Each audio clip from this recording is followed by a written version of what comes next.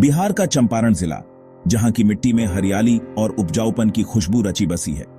यहां की धरती सदियों से किसानों की मेहनत और पसीने से सींची गई है, और यही मेहनत इस इलाके की पहचान है। यहाँ के लोग बेहद मेहनती, सरल और ईमानदार हैं।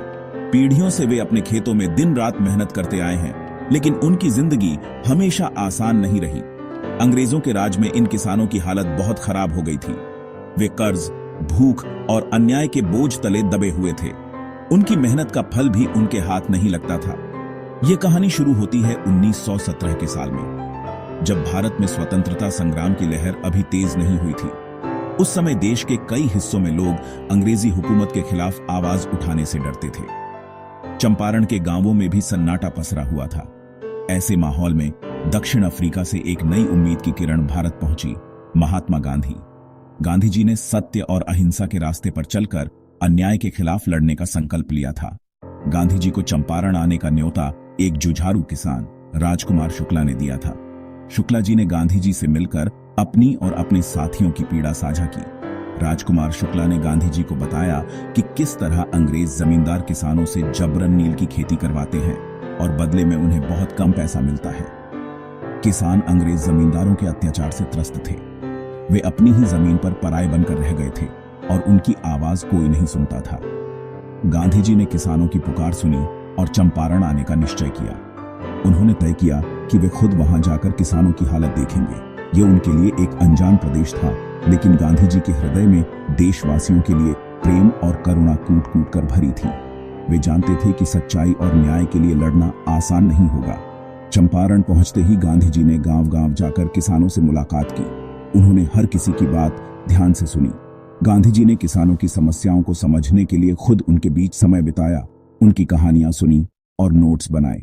गांधी जी को जल्द ही समझ आ गया कि चंपारण के किसानों की स्थिति बहुत ही दयनीय थी। उनके घर जर्जर थे, खाने को पर्याप्त अनाज नहीं था और हर तरफ गरीबी पसरी थी। उन्हें अंग्रेजों द्वारा शोषित किया जा रहा था।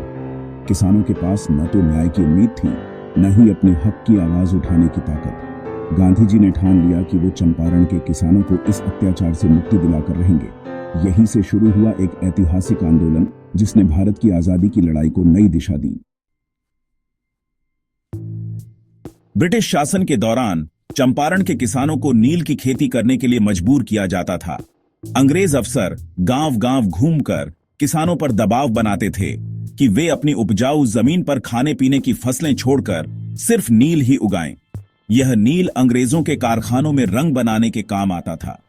यूरोप में इसकी भारी मांग थी, जिससे अंग्रेजों को बहुत मुनाफा होता था, लेकिन किसानों को इसका कोई लाभ नहीं मिलता था। किसानों को अपनी जमीन के एक बड़े हिस्से पर नील उगाना पड़ता था, जिसे 3 कठिया प्रथा कहा जाता था। इस प्रथा के तहत किसान अपनी मर्जी से खेती नहीं कर सकते थे।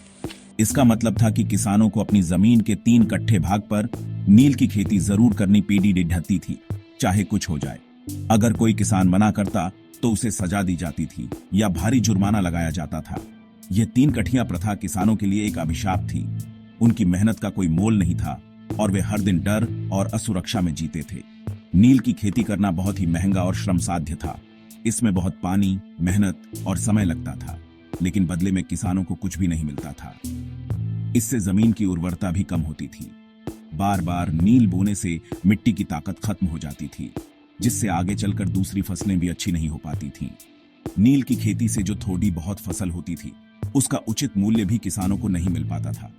उनकी मेहनत का फायदा सिर्फ अंग्रेजों को होता था। अंग्रेज जमींदार किसानों को नील के लिए बहुत ही कम कीमत देते थे। कई बार तो लागत भी नहीं निकलती थी, जिससे किसान और गरीब होते चले गए। किसान कर्ज के जाल में फंसते जा रहे थे। उन्हें अपनी जमीन गिरवी रखनी पड़ती थी और कई बार तो घर बार भी बिक जाता था। उनके पास खाने के लिए अनाज नहीं था और पहनने के लिए कपड़े नहीं थे। बच्चों को भूखा सुलाना पड़ता था और परिवारों की हालत दिन ब दिन बिगड़ती जा रही थी। कई किसान तो भूखमरी के कगार पर पहुंच चुके थे। गांवों में भूख और बीमारी फैलने लगी थी और लोगों की उम्मीदें टूटती जा रही थी। अंग्रेजों ने किसानों पर कई तरह के कर भी लगा रखे थे। हर साल नए नए टैक्स लगते थे, जिससे किसानों की मुश्किलें और बढ़ जाती थीं।